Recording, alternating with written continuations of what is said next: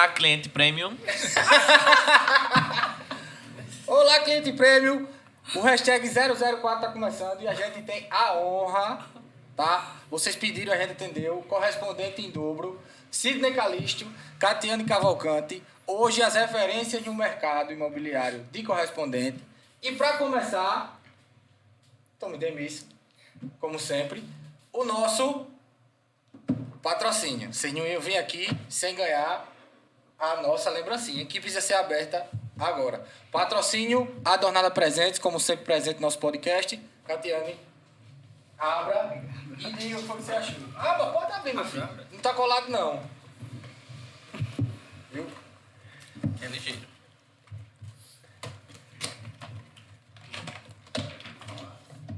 Tá. Linda, tá. maravilhosa. Olha. Top.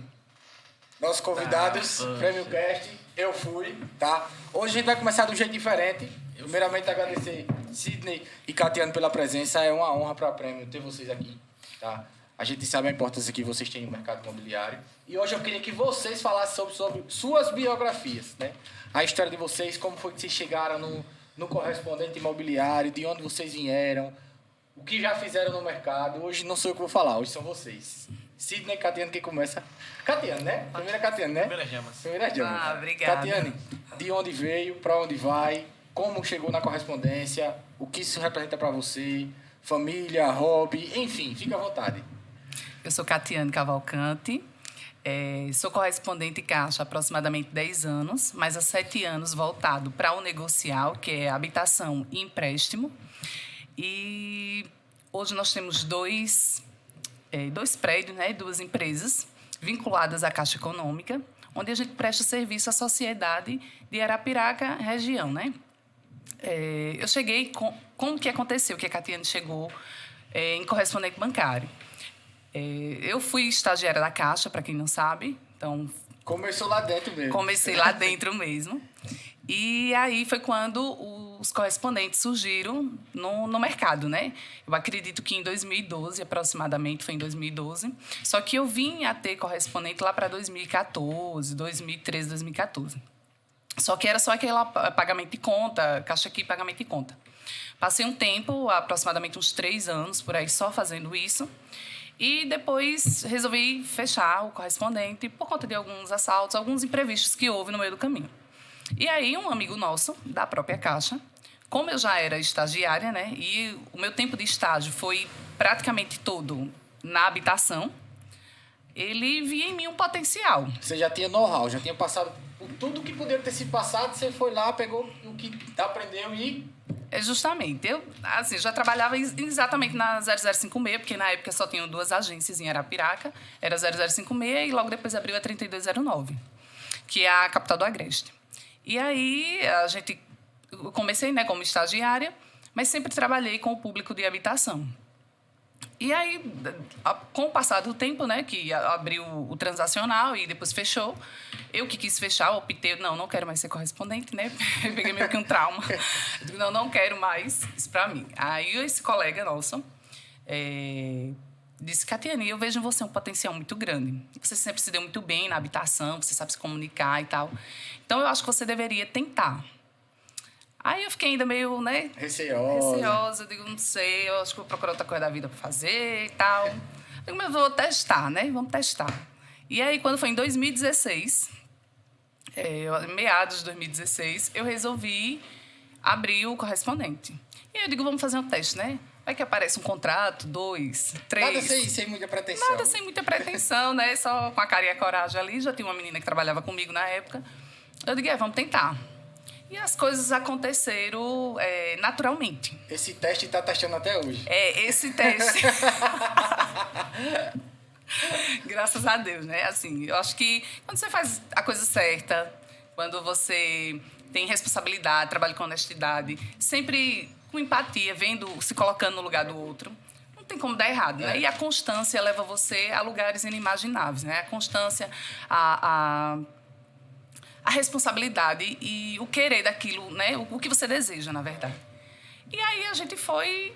No primeiro semestre, eu me tornei diamante. Sidney é correspondente, ele sabe. Quando o correspondente novo precisa trabalhar para se tornar diamante assim, com 6 meses. Diamantes são algumas das nomenclaturas, para o público da gente que está assistindo. Diamantes são algumas nomenclaturas que a Caixa coloca para os correspondentes. São as classificações de acordo- do correspondente de acordo com o nível de contratação, Sim, sim. entendeu?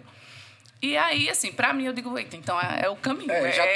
Esse teste tá dando eu vou certo. ficar aqui, né? Eu vou ficar por aqui.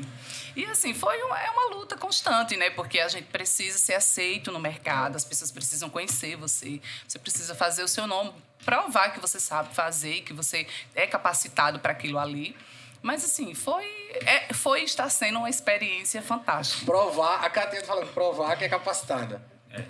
Não, assim, no início, né? No início, porque assim, todo profissional novo, ele precisa né? se posicionar, né? Se posicionar, se estabelecer naquilo ali que ele está fazendo. Então, assim, para mim, ser correspondente hoje é o que eu amo fazer. Eu sou muito realizada, muito realizada. Então, acho que vem dando certo, né? Eu acho não, eu não gosto muito do achismo. Eu tenho certeza Eu acredito. eu tenho certeza que vem dando certo justamente porque a gente faz aquilo que a gente gosta, né? Como é que eu posso dizer? Desprendido de tudo que Se possa... entregando Se totalmente entregando. no que tá fazendo. Quando você realmente gosta de algo, você se entrega. Você faz não só pelo valor, mas também pelo prazer de estar fazendo aquilo. Né? Até porque o dinheiro ele é consequência daquilo que a gente faz. Em né? alguns Exatamente. momentos o dinheiro, não é que ele seja irrelevante, é que não é o meio. Né? O meio Ele é uma consequência. A consequência. E aí, quando tudo que vem acontecendo de 2016 para cá é fruto de um trabalho bem feito, né? Da gente se dispor realmente a fazer aquilo, se realizar. Então, assim, hoje eu amo ser correspondente bancário. Você pergunta assim, Catiane, eu sou formada em serviço social. Hoje nós precisamos de uma certificação que é da ABCIP, da ANEPS, né, para poder atuar como correspondente bancário. Então, assim, correspondente bancário não é uma profissão aleatória que lá no início, Sidney, mas já está na profissão há mais tempo que eu, ele sabe. Antes a gente não tinha tanto uma regulamentação. a gente não era tão Cobrado valorizado, também. né, como hoje. E, assim, hoje eu faço parte da ANCA, que é a Associação dos Correspondentes Bancários a nível nacional. A gente precisa se certificar, a gente precisa estar atualizado, a gente precisa estudar normativo. Então, assim, eu não sei se eu respondi o que você queria saber, mas a gente vai conversando aí ao longo da... Fora isso, antes de você ter falar, a Catiane, ela participa toda segunda-feira, né, Catiane? Sim, faço parte também do programa Mundo Mundo Imobiliário. Imobiliário, com o nosso amigo Diego Durenberg. Abraço, Diego Durenberg. Eu tava falando de você agora de manhã. E assim, vocês verem a desenvoltura da Catiane nas câmeras, é porque ela tem costume. Mesma coisa é Sidney Calisto. Sidney Calisto hoje, junto com a Natália e o Eduardo. Dono e proprietário do Dono de podcast. propriedade do podcast. É um dos casts do Papo Imobiliário, tá? Que hoje é uma das nossas referências, o Papo Imobiliário aqui em Arapiraca. Que temos a honra de ter um dos casts, Sidney Calisto, e hoje está aqui para falar um pouquinho para vocês. Pessoal, gostaria primeiramente de agradecer o convite e dizer que é diferente. Você tá aqui, Você fazer a pergunta e esperar a resposta é bem mais fácil. Mas, indo ao que você propôs, também eu comecei por conta do meu sobrinho. Meu sobrinho, ele é lotérico desde 2002, se não me engano. E eu via na loteria um bom negócio. Aí, nisso, eu já passei por outros setores profissionais. Eu sou policial militar aposentado. Tive uma carreira encerrada abruptamente. E, nesse momento, quando encerrou a minha carreira, que eu não pude mais desempenhar a minha função, eu fiquei pensando o que fazer. Aí, estudava, fiz 8 períodos de enfermagem ainda. Só que depois eu tive que optar entre a enfermagem e atuar como correspondente, e eu preferi atuar como correspondente. Graças a Deus você escolheu certo. Para nós. Né? Mas antes disso, aí estava eu cursando enfermagem e abriu a Você é quase um enfermeiro, Sidney. Quase. Quase. Por pouco. Foi pouco. Escapou. Quando chegou eu parei naquele momento do estágio. Aí, o estágio seria os 2 horários. Aí eu já atuava como correspondente. Aí não ia dar para conciliar. Muita coisa. Muita coisa. Então, voltando... O que fez, só para interromper, o que fez você, nesse momento, assim, tomar essa decisão de dizer, peraí, porque, teoricamente, você estava mais próximo da enfermagem do que ser um correspondente bem-sucedido. Mas, veja só, eu não gosto da rotina, de tudo igual. Aí, quando eu trabalhava na polícia, eu gostava muito disso, da dinâmica, de você sempre... Não tem um dia igual ao outro, não tem um dia igual ao outro. Na enfermagem, eu já comecei a observar que alguns setores seria assim. Aí eu preferia até ir para a questão da emergência, porque iam ser coisas diferentes todos os dias. Nisso, eu tranquei a faculdade no 4º período e entrei em uma concorrência pública da Caixa para ser lotérico. Aí entrei como lotérico na Caixa, quem é dono de loteria. Isso foi na Praia do Francês, quem abriu a loteria de lá. Foi quando eu fui incentivado, na época, pelos supervisores de canais, que são as pessoas que tomavam conta desses canais da Caixa como correspondentes, loterias, a atuar no modo negocial. Porque a gente tem dois, né? Tem o transacional, que são aqueles que atuam com autenticação, você chega para pagar a conta, e tem o negocial, que é para fazer negócios, abertura de conta, empréstimo e habitação. Isso aí foi em 2011. E me despertou uma vontade de atuar. Ele mostrou aquilo, me despertou uma vontade, e lá eu fui batalhar para fazer o meu processo de habitação. Ali me deu uma vontade e fui atrás, só que na época eu do interior, né? Eu sou de Craíbas, mais especificamente, nem de Craíbas eu sou, na realidade, eu sou do sítio, da zona rural de Igaci. O pessoal pensa muito que eu sou de Craíbas, aí você no mundo, lá em Marechal, tentava procurar as construtoras, só tinham grandes construtoras, e eles já tinham a quem direcionar os seus processos e eu não conseguia. Foi quando eu consegui, ainda não era da maneira atual, em 2012, fazer acho que 4 processos habitacionais. Aquilo ali já melhorou. Já despertou.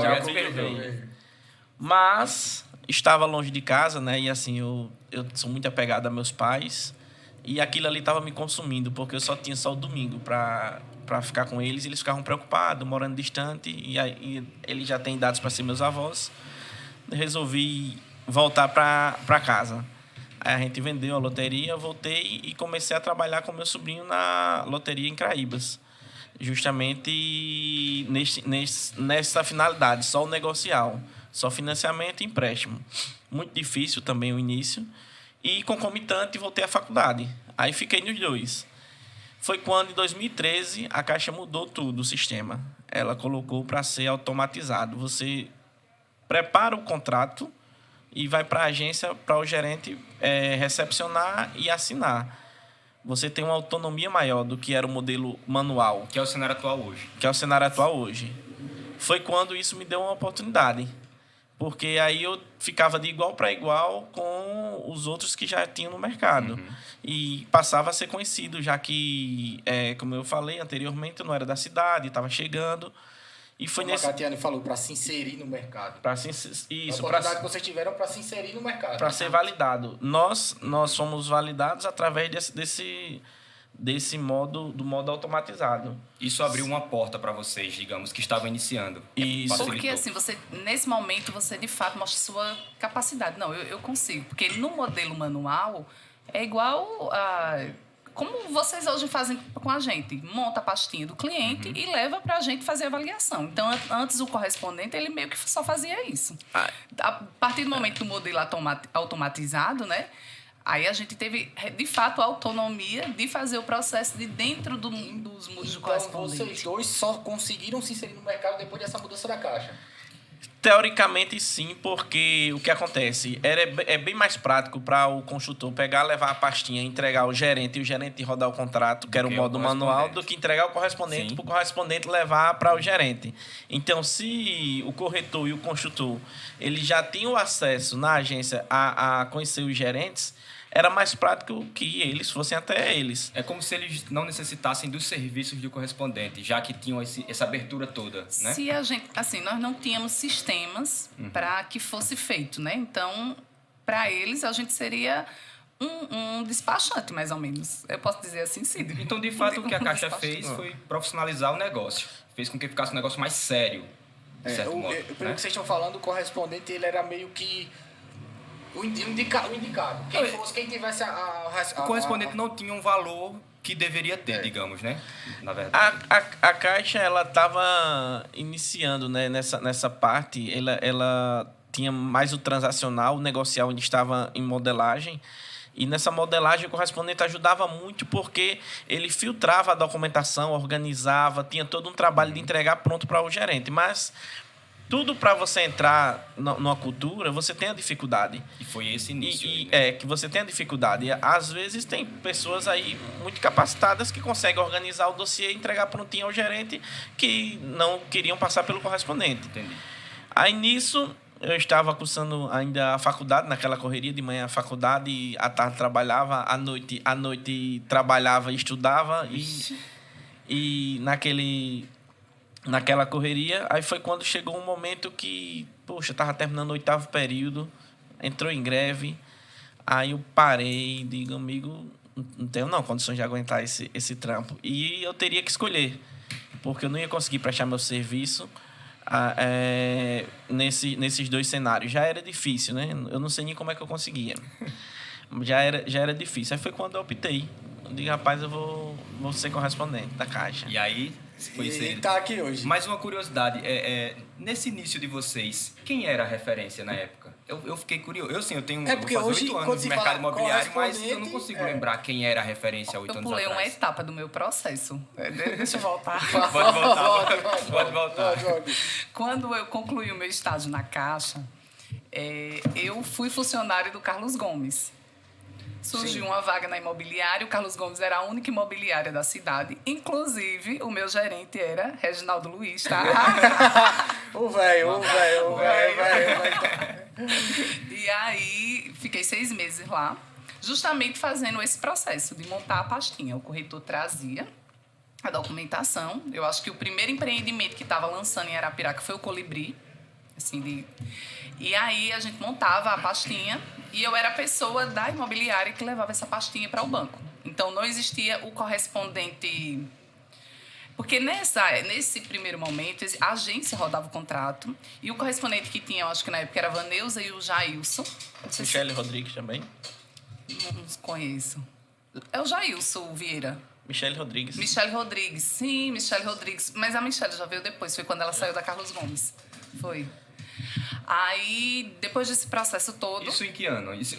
Pro pessoal poder se situar. Em que ano? Agora chega 2010. Atenção aí, quem queria saber da Catiane, a oportunidade é essa. Esse foi 2010, esse ano que aconteceu isso aí. Então, assim, ainda não tinha o automatizado. É como o Sidney disse, veio 2012, 2013. 2013. Do automatizado, pra gente se situar, então, 2011...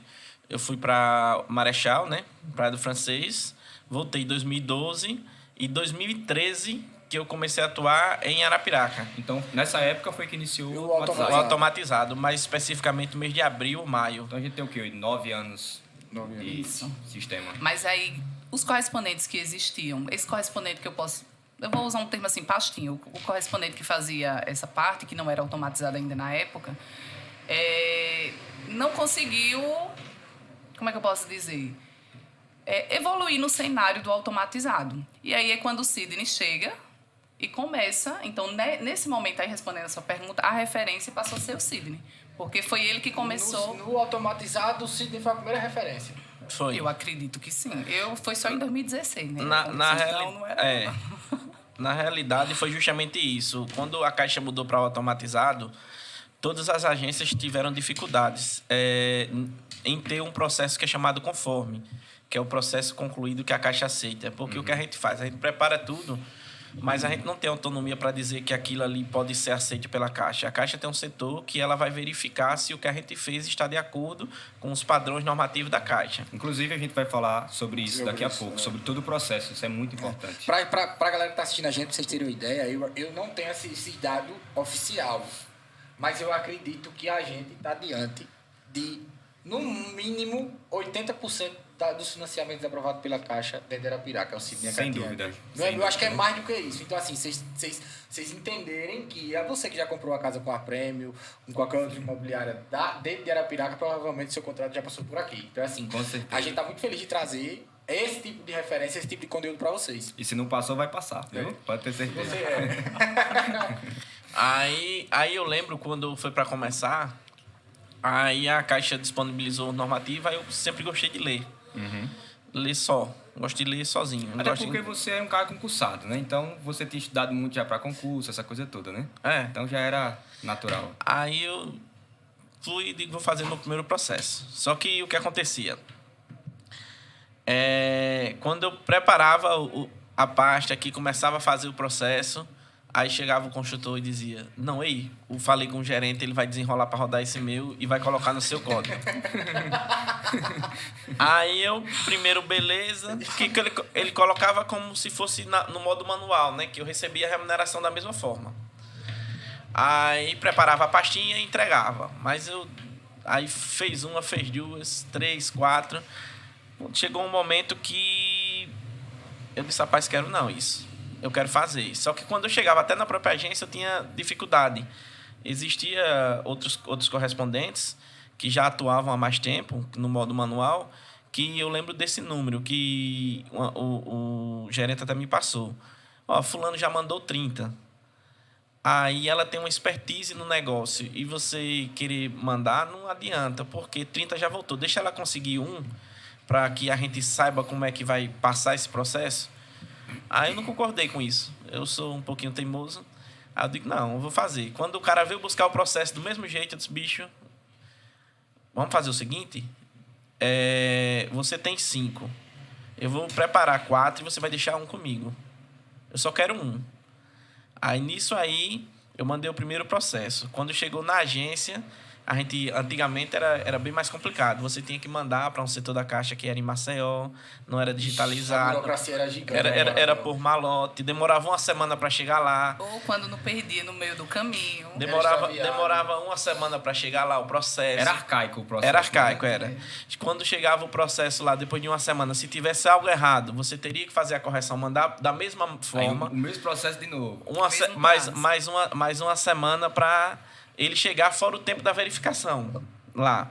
Aí imagine para quem estava vendendo, né, o construtor, ele ficava, e o corretor e o cliente, todas as pessoas envolvidas ficavam muito apressadas. Foi quando eu peguei aí comecei a encher o dossiê lá da documentação, tudo certinho.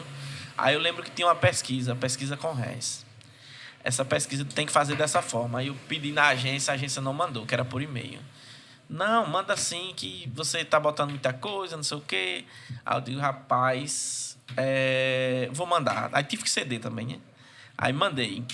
Nesse meu termo, peguei outro processo. Esse outro, eu digo, ele só vai se for com a pesquisa com réis. Aí ele foi com a pesquisa com réis. Aí o primeiro deu inconforme, que não foi aceito pela Caixa, por conta da pesquisa com réis que estava faltando. E o segundo tinha ido completo, deu conforme, deu certo. Aí, assim, a partir desse momento foi que despertou... Então, você foi o primeiro a ter um processo aprovado, foi. Na verdade, né? Automatizado. Na modalidade automatizada foi. Aí, mas mesmo assim, ainda era muito diferente de você chegar e rodar o contrato direto na agência. Aí foi assim que começou. A Caixa evoluiu muito. Ela criou uma sistemática, começou até por Alagoas, que você poderia entregar o dossiê lá em Maceió. Aí a gente começou a preparar o dossiê aqui, levava até Maceió por um portador e lá mesmo ele já fazia a verificação e devolvia. Quer dizer, a gente encurtou uma semana de viagem, que era uma semana indo e uma semana voltando. 15 dias. O pessoal conseguia fazer no mesmo dia. E isso, o correspondente começou a ganhar força, que chegou o momento, como está hoje. Depois a Caixa evoluiu, que é tudo digitalizado, você não precisa mais entregar em Maceió. E está como hoje, que quando vocês sabem, vai rodar um contrato na agência, é um pouco mais complicado, devido às atribuições todas que um gerente tem. Você direcionar o contrato direto na agência é dor de cabeça. Não, a gente há não tem como não passar muito por tempo vocês. não faz esse tipo de processo. Vocês, É porque, assim, hoje também eles não fazem mais, né? Então, uma coisa que você não está sempre fazendo, não tem como... Vocês correspondentes tiraram essa atribuição. Eu vejo o correspondente assim como um braço do banco fora dele. né? Hoje a Caixa tem o correspondente justamente para isso, para melhorar, para simplificar. Porque hoje o cliente não enfrenta fila, o cliente... os nossos parceiros, o atendimento é online, direto, e você não precisa mais para uma Muitas fila, vezes esperar o gerente o atender. cliente da gente vai na caixa só para assinar. Eu É o que acontece. É o vou ser trâmite, sincero, é esse. o trâmite é hoje esse. eu não vejo o mercado imobiliário sem o correspondente Sem o bancário. correspondente bancário. Eu não consigo imaginar esse cenário hoje. Ele ficaria totalmente bagunçado e travaria 100%. A Não tenho importância dúvida. que vocês têm na relevância pra gente é gigante. É. Eu acho que isso é o que faz essa parceria. Porque, como eu disse, Exatamente. vocês estão... Hoje a gente está com a referência na mesa, mas é uma referência que precisa existir. De fato. Não é uma coisa que o mercado... E o mercado impôs, mas sem a força de vocês, sem a forma que vocês trabalham, eu acho que o negócio não estava como está, não. E o que eu acho interessante é a tratativa do correspondente com os corretores. Ou seja, não é uma coisa inacessível. Vocês são acessíveis a todos. É isso que eu acho bacana. Não é como o gerente da Caixa, que ele só tem uma relação conosco ou com o próprio correspondente. Não. Vocês têm uma relação com todos. O corretor está iniciando no mercado, pegar o contato de vocês e entrar em contato, eu tenho certeza que vai ser respondido. Se não de imediato pela correria, mas logo após vai ser respondido, vai ser tirado as Do dúvidas. mesmo jeito né? que a gente chega lá, o velho chega lá, todo mundo Exatamente. chega lá e atende por vocês da mesma forma. Eu acho que isso é o diferencial. É a verdade. forma com que vocês agregam esse atendimento, que na Caixa o cliente não tem. Verdade. Então, por esse A gente posicionamento, não tem, o corretor estão não de tem, parabéns, você né? não tem. Agora, deixa eu perguntar uma coisa pra vocês. Eu não sei se a gente recebeu algumas perguntas. Quando eu postei que vocês iam pra cá, a gente recebeu algumas perguntas Sim. que eu vou fazer de acordo com o andar da carruagem. Não é pra ver com essa cara, não. Na verdade, a gente vai Que conversar será, normal Sidney? e Eu já nasci pronto. Já. se quiserem Eu tomar preciso uma de 10 água, minutos e a uma localização. pausa, Diga. se quiserem tomar uma Vamos água, lá. dar uma pausa. A alguma primeira coisa. delas que eu achei muito interessante é o seguinte. Eu moro fora e quero comprar casa em Arapiraca. E aí? É duro. Quem vai responder Quem essa? vai? Essa é a primeira. A gente vai... A segunda eu acho que é pior do que a primeira. Durante o nosso bate-papo a gente vai falando, tá? E aí eu paro pra fazer uma pergunta. Mas essa eu queria fazer, porque foi uma pergunta que chegou no direct aqui da gente do Instagram. Isso. E, tipo, não é a primeira vez que acontece. Já aconteceu algumas vezes aqui. A gente tem um cliente lá de Minas, né? Que entrou em Sim, contato com a estamos gente de trabalhando Minas, esse a gente tá cliente, trabalhando com inclusive. de Minas. Veja só, pra falar Agora, disso deixa eu aí, dizer, você vai responder agora a primeira, que é tranquilo, e a segunda, Catiane, vai ter que se virar pra responder, viu? Tá certo. Pode mandar. Só pra deixar o medo. essa primeira eu acho uma das mais complexas perguntas que tem. Porque, tipo assim, moro fora. Fora onde? Fora onde, né? Fora onde? Vê só. Para isso, a gente precisa entender que existem modalidades de financiamento. Nós temos o programa Casa Verde e Amarela, certo? Que são recursos utilizados do Fundo de Garantia. Como é que funciona? O cliente, todo FGTS que é pago pelas empresas vai para um fundo. Aquele fundo, ele é cuidado, né, pela Caixa. E esse dinheiro ele é utilizado para habitação popular. Então, ele é um dinheiro fiscalizado e que ele possui uma taxa de juros menor. Além disso, vem os incrementos do programa Casa Verde e Amarela, que é redução na taxa de juros, subsídio, ou seja, é um dinheiro é um programa subsidiado, que tem regras específicas para que você se enquadre, para você ter aquelas vantagens. E tem a carta de crédito SBPE, que utiliza o dinheiro da caderneta de poupança. Então, no SBPE, ele não tem tanta rigidez em emprestar esse dinheiro. Ele não está sendo subsidiado, não está usando o dinheiro do FGTS. É o dinheiro que está ali para o banco utilizar ele para empréstimo. Digamos que seria mais flexível. Mais flexível. Nisso aí, e quem é que se encaixa? Normalmente, quem tem renda acima de R$8.000 vai para o SBPE. Ou imóveis acima de 181.500 para o caso de Arapiraca. Aproveitando, já está tirando algumas outras dúvidas num pacote só, né? Não, pelo que eu tô vendo, a gente não vai falar não. Não. Aí, Se der a Catiane falar aí, que a gente fica só olhando. Aí o que acontece? Nessa categoria, na modalidade SBPE, não tem nada assim que impeça de que o cliente esteja em qualquer parte do país e ele adquire um imóvel aqui. Deixa eu só lhe interromper. 181 mil. O que é o 181 mil? Para quem está em casa poder acompanhar e 181.500, entender. você sabe do que a gente tá falando. É o teto do programa Casa Verde e Amarela em Arapiraca. Ou seja, Quer se ganhar subsídio? abaixo de 181 mil. 181.500. E o que é o subsídio? Aproveitando, né? Porque senão o pessoal se perde. No... O subsídio, é, até 19.717, o cliente ele pode receber isso de subsídio. Como assim o subsídio? É aquele dinheiro para entrada. Vamos pegar um imóvel de 100 mil. Que nem tem mais hoje em Arapiraca. 120, viu? 120 mil. ainda tem, viu? Só a prêmio tem. O imóvel mais barato era Arapiraca. 120. 120. 120. Se pressione, não. Fiquei impressionado. Se Porque a pressione. média é 135, 140. 120 mil reais, viu? Link Dentro tá- de Arapiraca. Link tá na bio do Instagram, só ir lá, viu? Aí, 100 mil para facilitar a conta. A Caixa financia 80%, que dá 80 mil.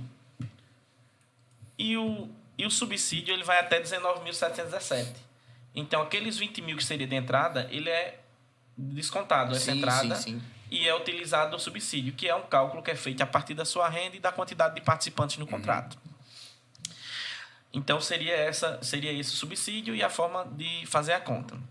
Então, voltando para o cliente que é de fora, ele pode comprar. Agora, é claro que vai ser feita uma análise gerencial para analisar o seguinte: qual o motivo que aquela pessoa está comprando um imóvel aqui em Arapiraca? Ou até um cliente de vocês daqui está comprando um imóvel em São Paulo. Qual o motivo que ele está comprando lá? Ele possui capacidade financeira para isso? É um bom negócio Porque para assim, ele? de certa forma, eu não posso ser aleatório. Se o meu FGTS é do Estado, a teoria é que eu vá continuar morando nesse Estado e, para isso, ter um imóvel nesse Estado. Uma das regras simples para o programa Casa Verde e Amarela é você morar ou trabalhar na cidade que você está querendo comprar o imóvel. Então, morar ou trabalhar na cidade ou nas regiões limítrofes, as regiões metropolitanas. Então, às vezes, o cliente ele mora no Giral ou mora em Palmeira. Arapiraca é uma cidade central. Então, tudo que fica em torno dela é considerado limítrofes. Né? São municípios limítrofes. Então, o cliente que mora em outra cidade, por isso que eu brinquei, eu digo, mas mora fora onde? Né? Porque, assim, se ele mora e trabalha em Palmeira e quer comprar em Arapiraca, ele pode. Se ele mora em... Se ele trabalha... Agora, vamos lá. Vamos supor que o cliente trabalha em Maceió e mora em Arapiraca. Ele pode comprar em Maceió ou pode comprar em Arapiraca. Porque ele pode morar ou trabalhar na cidade que ele quer comprar a casa. Entendi.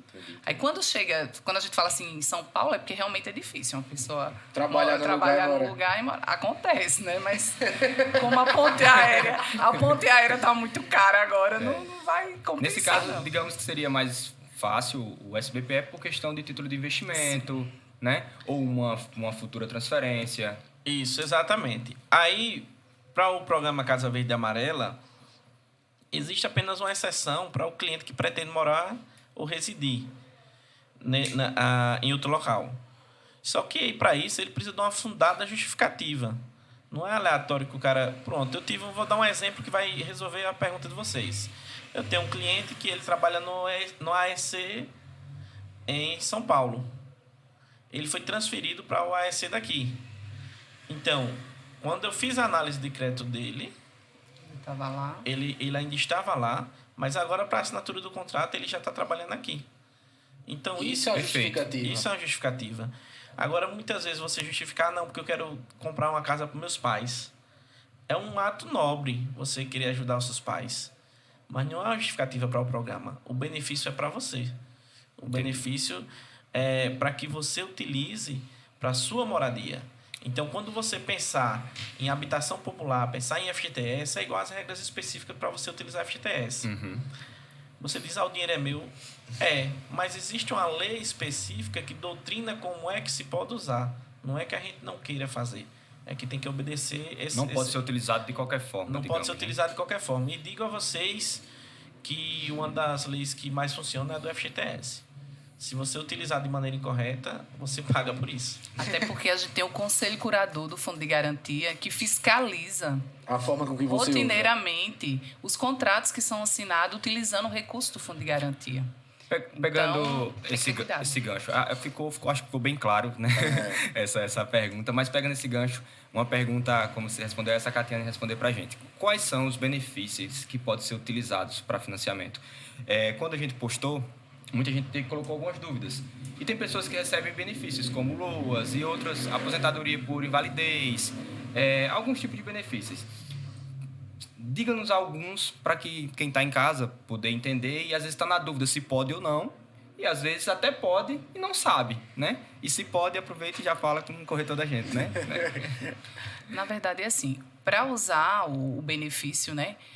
A aposentadoria, isso já é um benefício que pode ser utilizado normalmente. Aposentadoria por invalidez, por morte. Existe, na verdade, é mais fácil a gente falar assim, qual que não pode.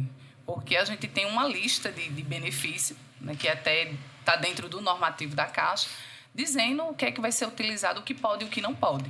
E sempre que a gente tem dúvida, a gente vai recorrer ao normativo. Então, assim, hoje o único benefício, me corrija se eu me passar aqui, porque assim, é uma lista gigantesca de benefício. E aí, hoje, o benefício que não é considerado como renda para habitação é o LOAS, espécie 87, se eu não me engano. Não é isso? Veja só, Complementa aí. algumas pessoas falam de BPC, né? Benefício de prestação continuada. Isso. Né? O LOAS, né? Isso. Basicamente, esse não é aceito como renda para o financiamento habitacional. Mas, praticamente, todos os outros, auxílio doença, auxílio acidente, aposentadoria por invalidez, etc. Pensionistas.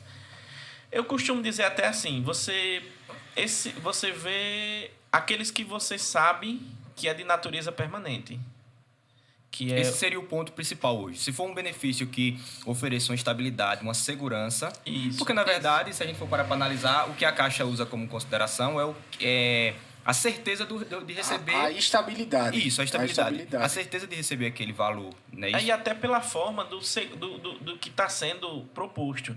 O benefício de prestação continuada, o BPC, ele é para aquela pessoa que necessita para subsistência, que é para entende-se como uma pessoa que tem a necessidade de ter um benefício para existência. Para sobreviver, não para utilizar com outros gastos, entendeu? Você, para receber isso, você não pode ter renda alguma. Ele é um auxílio do Estado para amparar aquela pessoa que chegou naquela idade e não teve condições de se aposentar e precisa daquilo ali. Até alguns não recebem o 13º.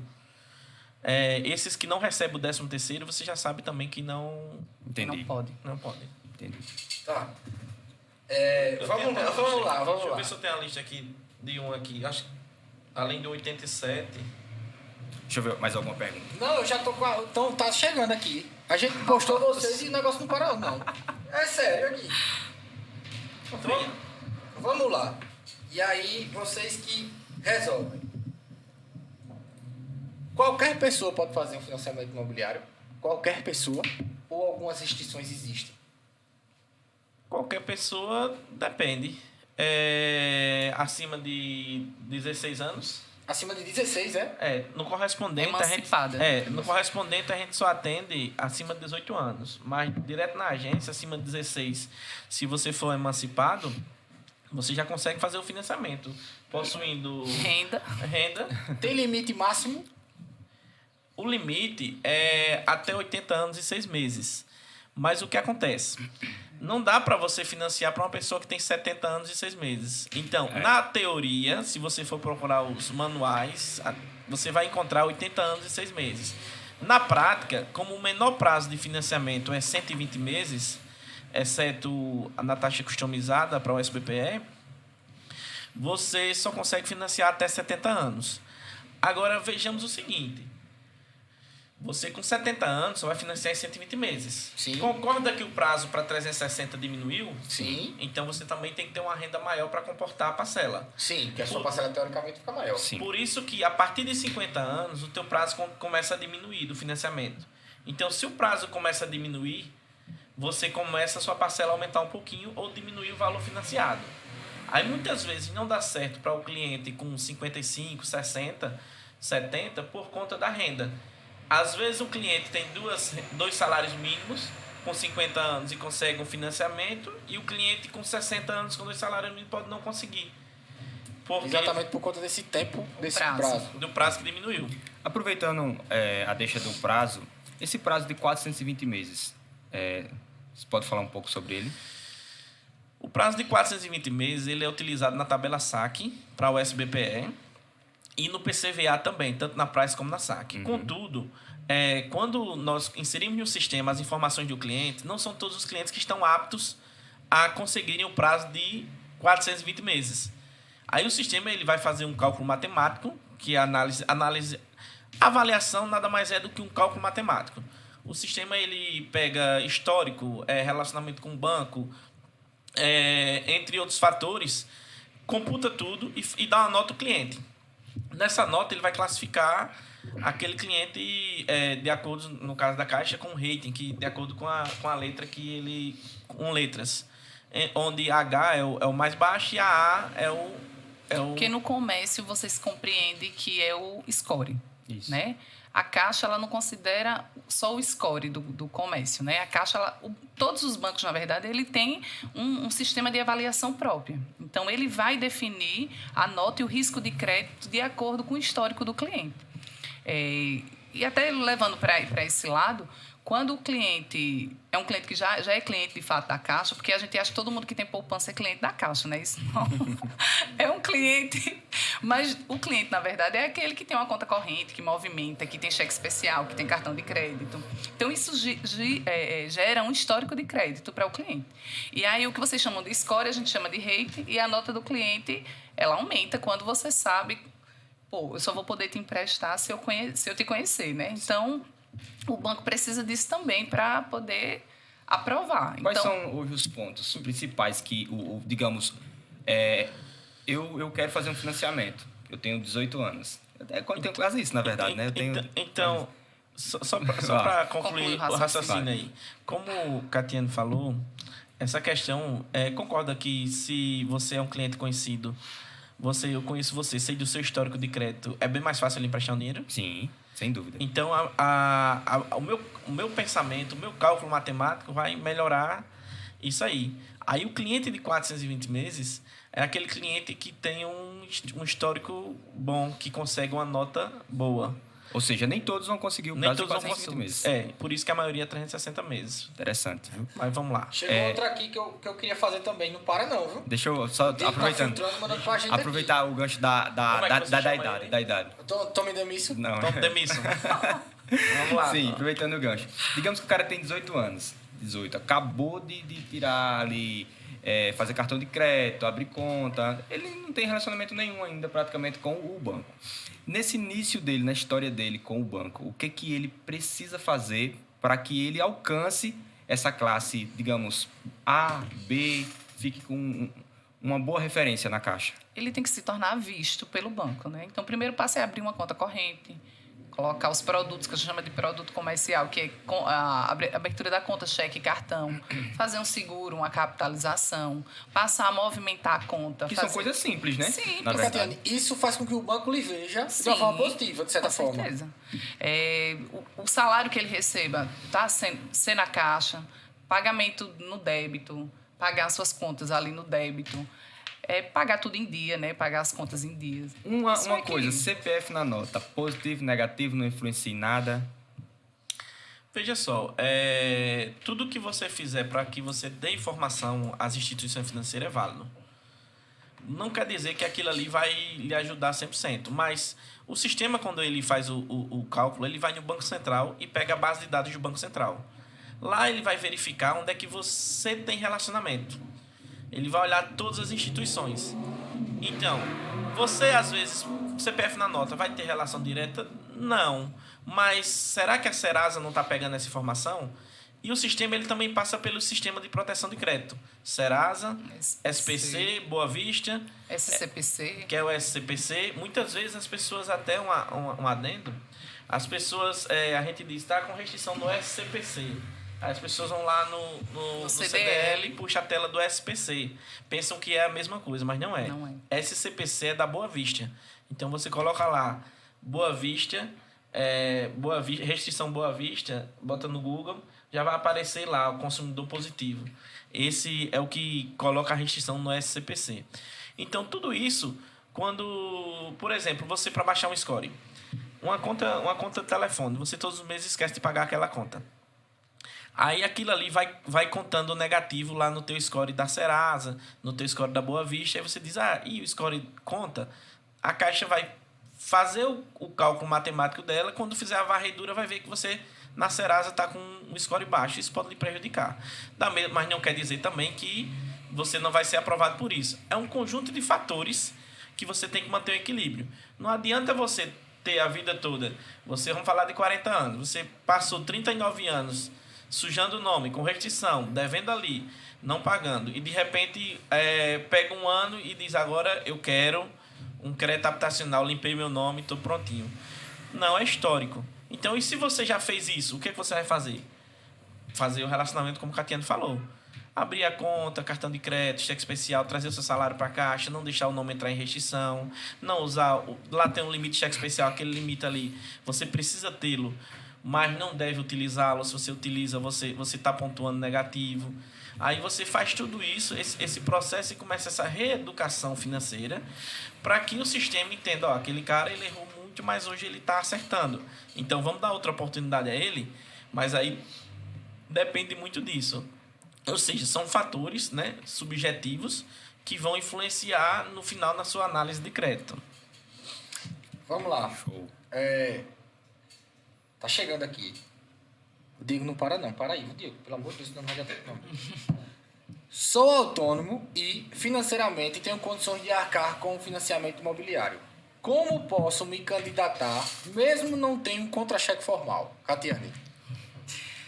Olha, hoje a quantidade de autônomos que a gente tem na nossa região não é brincadeira, gente. Não é brincadeira. Só que assim, eu fico me perguntando, por que não declarar? Por que não declarar? Hoje, o subsídio máximo é 19.717, certo?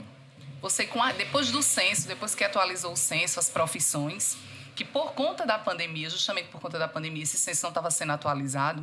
E essa questão de, às vezes, o cliente, eu ganho R$ 2.500, por exemplo, né? E a Caixa não considerou, aprovou menos que 25% da minha renda. Isso aí não é uma culpa da Caixa, não era uma culpa da Caixa, era uma culpa do censo, né?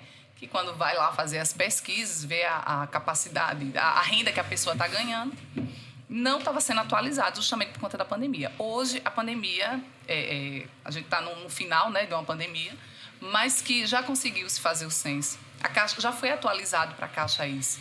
Então, o cliente com a renda de 2.400, 2.500, o cliente consegue um financiamento legal, consegue financiar, consegue ganhar um subsídio relevante, né, para a entrada dele, para ele conseguir comprar.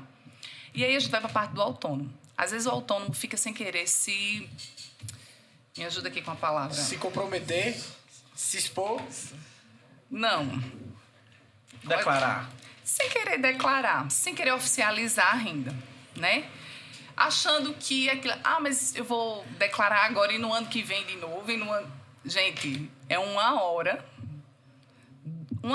de um dia, dos 360 dias do ano que você tira para fazer um negócio desse. Isso vai ter uma consequência positiva se você fizer. Isso.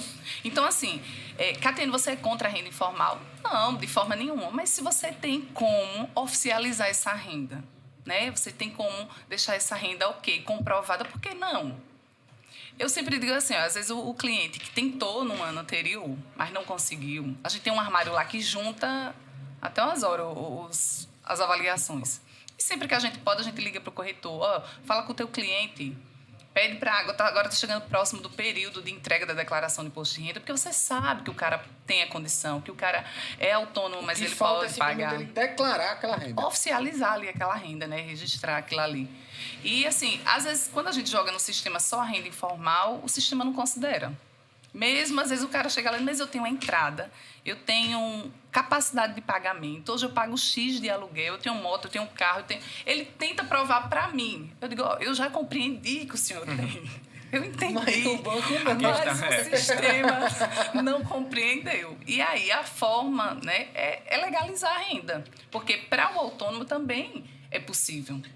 Então, o autônomo em si, ele tem total capacidade de financiar. O que vai depender é se ele quis expor essa renda e que o banco tenha noção de que ele tem a capacidade de pagar. Isso, formalizar. E outra assim, mas não deu certo. Eu posso tentar com a renda totalmente informal? Pode. Agora sim, a renda, tanto comprovada como informal, antes de tudo, ela é gerencial. Então, assim, a gente faz a avaliação, a gente vai solicitar toda a documentação necessária para o cliente autônomo, né, para o cliente da renda informal. Então, a gente vai pedir os consumos. Porque vocês concordam que, se você me diz que ganha R$2.000, R$2.500 por mês, você vai ter consumos baseados em cima dos R$2.500. Que subsidia aquela renda que você está me dizendo, Exatamente. certo?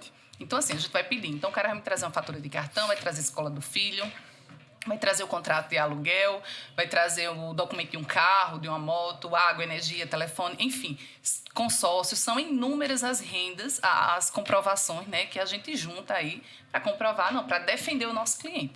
Porque, assim como eu tenho certeza que o Sidney faz do mesmo jeito. A nossa luta é defender o cliente do corretor, né? Porque o cliente final, ele é cliente caixa. Mas o nosso parceiro é o corretor. Então, a gente vai à luta para tentar... Se armar para fazer com que... Isso, para ir naquela defesa. Porque existe um comitê de crédito e toda a renda, como eu falei, apesar dela ser... Independente dela ser formal ou informal, quem vai assinar o contrato é o gerente caixa. Então, o gerente que vai definir se existe risco de crédito para ele emprestar para aquele cliente ou não. Então, o que é esse risco de crédito? Seria o seguinte... inadimplência, você gerar inadimplência. E a nossa preocupação nessa defesa é você ter subsídios para comprovar que realmente o cliente possui aquele rendimento. Às vezes o cliente ele ganha, sei lá, R$2, R$3.000 vendendo bijuterias, um exemplo. E ele não ter pelo menos uma fatura de cartão de crédito, um extrato de movimentação, aí fica um pouco difícil da gente comprovar esse rendimento. É como se existe só a renda, mas não existe esse consumo. Não existe esse consumo. Ou seja, eu chego aqui e falo, olha, eu ganho R$5.000. Aí você fala, tá certo. Aí você me pede uma conta de cartão de crédito, uma fatura, você me pede a escola do meu filho, alguma coisa, e eu digo, não tenho. Tipo, como que eu ganho esses R$5.000 tem para onde? Eu não tenho nada, não mostro nada. Seria basicamente isso. Basicamente isso. E a preocupação é o melhor para todos, entendeu? O corretor ele quer fazer a venda, o cliente quer comprar e a gente quer financiar. Mas não adianta também a gente fazer algo que seja insustentável. Como assim sustentável? A casa, ela acho que é o maior sonho de todos os brasileiros. A moradia. Então... esse sonho ele pode se tornar um pesadelo quando você não é bem administrado. Você pode dar um passo maior que a perna. Às vezes não era o momento para você comprar aquele imóvel. Poderia ser para você comprar um imóvel mais em conta. A primeira coisa antes de comprar um imóvel é você refletir se aquilo é o que está dentro da sua realidade, se cabe no seu orçamento.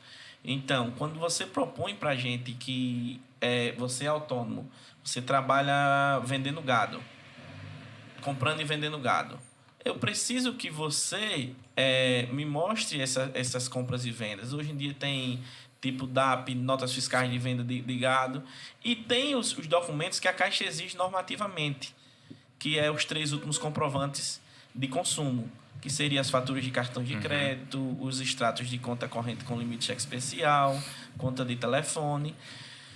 Isso tudo vai nos dar a tranquilidade de dizer, aquele cara realmente ele tem esse rendimento, ele consegue pagar aquela parcela. E até a própria conversa. Ele chega para mim e diz, eu pago R$500 de aluguel, minha parcela vai ser 500. Se ele paga o aluguel de 500, sim, ele teoricamente está dentro do valor de orçamento dele, né? Minha parcela vai ser 600, mas aí você vai olhar, o cara já juntou 20 mil. Então, se ele está pagando 500 de aluguel e vai pagar uma parcela de 600, ele conseguiu juntar dinheiro, então ele está com superávit dentro de casa. Então, isso é o importante, é a honestidade do cliente com ele. Depois o gerente vai estar lá no banco, a gente vai estar no nosso escritório, você vai ter feito a sua renda, vai ter recebido a sua comissão, e ele vai estar ou com o sonho ou o pesadelo da parcela chegar no final do mês e ele não conseguir pagar. É até bom o Sidney falar isso, porque a gente pega muito casos aqui de clientes que foram aprovados, por exemplo, para um imóvel de 135 mil e o cara quer uma de 150. 180. É 180. Mas aí, às vezes, o interessante é que às vezes ele tem um bem ali que ele pode se dispor e até consegue chegar no valor do imóvel. Tudo bem, beleza, conseguiu chegar. Era o valor que ele queria. Mas e a parcela? E assim, um fator importante é a consultoria que o corretor de imóveis tem que prestar em relação a isso. Porque, assim, às vezes, quando chega para mim, para Sidney, o cliente ele já vem com a cabeça pronta ali. Não, eu quero aquele imóvel. Mas aí o consultor imobiliário tem que, de fato, prestar uma consultoria. Colocar na cabeça dele, né? Ó, o senhor, a gente tem esses imóveis. Principalmente, assim, fazendo simulação, vendo a capacidade financeira do cara. É como o Sidney falou, não adianta. Se hoje eu pago uma parcela de R$500, não adianta eu ir pagar uma parcela de R$800, porque você vai vender, você vai ganhar a sua comissão, mas o cliente vai ficar com o problema. Exatamente. Catiane, você falou numa coisa que eu vejo muito o Tony e a Adélis fazer aqui dentro, que é em relação a essa consultoria. Que é conscientizar, né? O cliente, eu quero imóvel X. Tá, mas vamos lá, vamos colocar na mesa, as cartas aí na mesa, e vamos dizer, ó, fulano, a nossa função aqui não é ser um corretor. A gente é consultor e trabalha para que você tenha a melhor possibilidade. Então, nessas condições que estão em cima da mesa, a melhor situação é X, Y e Z. Exemplo básico que eu vejo muito o Tony e a Adélis falando com frequência com os consultores de agente. Eu moro, para quem não é de Arapiraca, são bairros bem distantes. Eu trabalho na Massaranduba e quero um bairro na Boa Vista. Tipo, a desproporção de local, né? Entendeu? Ainda tem essa questão, né? De conscientizar também na situação do imóvel. A melhor compra. Na localização. Não, e o pior, às vezes o cara tá aprovado. Hoje a gente enfrenta, todo mundo sabe, a gente enfrenta uma dificuldade em questão de imóveis em determinados valores, que é a localização. Por exemplo, hoje a gente tem imóveis com mais facilidade em bairros Boa Vista, Jatobá, Cavaco. Então, assim, ainda tem esse problema. O cara está aprovado, mas ele não quer. Ele quer ir em um local específico. E, às vezes, a renda não suporta. E aquela parcela vai ter que subir muito, a entrada vai ter que subir muito. E, assim, aí você diz... Aí as pessoas pensam, eita, não tá querendo ser bonzinho? Não.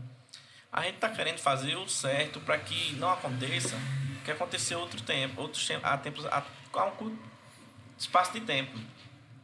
Algum tempo atrás, em 2012, acredito, parou de financiar em Arapiraca justamente por conta da inadimplência. E quando aumenta a inadimplência, existem as medidas protetivas do banco. A primeira é apertar o sistema. Aquele mesmo cliente que aprovava hoje, amanhã ele não aprova mais. Por que foi? Ele mudou alguma coisa? Não, ele está igual, mas o sistema aumentou aquela nota para que ele aprove. Por quê? Porque está subindo a inadimplência. Então, inadimplência é uma preocupação geral. E hoje, os olhos praticamente, eu digo até da Caixa, são os corretores de imóveis.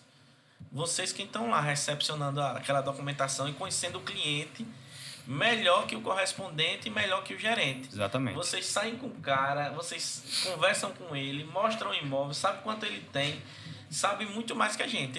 Eu particularmente, eu tenho que trabalhar com pessoas que eu confio. Por quê? Eu estou vendo ali papéis, documentos. Na maioria das vezes o cliente chega, como o Catiane falou, já pronto, já para assinar a proposta, já chega com tudo, a documentação redondinha. Já pronta. Se o corretor não se preocupar em fazer uma boa venda, isso aí pode gerar uma inadimplência. Sim. Que depois vai atrapalhar o nosso mercado. Como assim atrapalhar o nosso mercado? Ficar mais difícil a aprovação do crédito ou até uma suspensão daquela linha de crédito. Sim. Que aí imagine quantas pessoas... Não adianta fazer de qualquer jeito hoje para no futuro a gente ter uma consequência negativa. Aí eu faço 12 vendas esse mês, mas dessas 12, 8 clientes ficaram na E o cliente também tem que entender que às vezes... Porque a gente já ouviu aqui situações de o cliente dizer assim, mas vocês não querem me vender. Não é que a gente não queira vender. é que a gente orienta para que não aconteça exatamente isso. Porque imagine você, se a sua entrada deu lá 12, 13 mil reais e já está apertado, você ainda quer uma casa que a entrada vai para 20 mil, 22. Se a sua parcela deu 600 reais, você acha que já está apertado, você quer uma casa maior ainda, a sua parcela vai subir mais ainda. Então a probabilidade de dar errado é muito grande. E aí É todo aquela mundo história, sofre. né? Existe o sonho e existe a realidade, né? Quanto eu preciso ter livre do meu salário para adquirir um imóvel? Vocês têm algum conselho de organização financeira para quem está começando a se planejar? Esse aí foi profundo. Não, o pessoal bota pocando na rede aqui. Não tem negócio de- Então, vamos lá. Essa questão da organização financeira é muito individual. O sistema, ele aprova até 30% da sua renda bruta, descontado o comprometimento financeiro. Como assim? Você possui empréstimo ou financiamento em qualquer banco, independente de ser caixa, que as pessoas pensam que o sistema da caixa pega só o endividamento na caixa. Como ela pega os dados no Banco Central, ele vai identificar lá. Você tem uma renda de 10 mil reais. Você tem um financiamento de um carro de R$1.000. Então já ocupou 10%. Já ocupou 10%. Então, o sistema, quando fizer a análise de crédito, a aprovação vai ser em torno de 20%. Porque ele identificou aquele financiamento. Aí você diz, mas faltou uma parcela. Vai continuar comprometendo a sua margem. Eu quitei este mês. Aí onde está? É só aguardar a atualização do Banco Central, que ele tem uma defasagem. Isso o cliente pode consultar através do Resistrato. Resistrato. Entra, primeiro link lá no Google, Resistrato vai ter. Ou seja, para a gente, para o sistema, ele vai calcular que até 30% você pode ter de comprometimento de renda. Mas, para o cliente, ele tem que fazer o cálculo de quanto ele pode ter de comprometimento para ele. Porque, às vezes, não importa o quanto você ganha, e sim o quanto você gasta. Às vezes, você ganha 10 mil reais, mas você gasta os 9 mil.